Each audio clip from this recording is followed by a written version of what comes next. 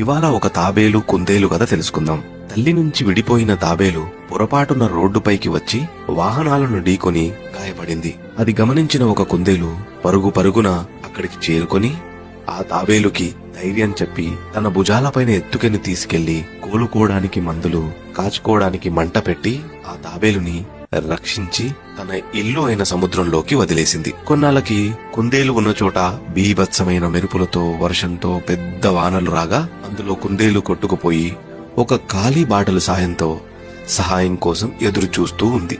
ఇంతలో ఒక పెద్ద తాబేలు ఆ కుందేలును రక్షించి తన వీపు మీద కూర్చొని ఒడ్డుకు చేరుస్తుంది. ఆ పెద్ద తాబేలు తను రక్షించిన పిల్ల తాబేలు తల్లి కావడం గమనార్హం. ఈ కథలో నీతి ఏంటంటే, నువ్వు ఇతరులకు సహాయం చేస్తే నీకు కూడా తప్పక సహాయం లభిస్తుంది అని. మరిన్ని మంచి కథల కోసం నన్ను ఫాలో చేయండి.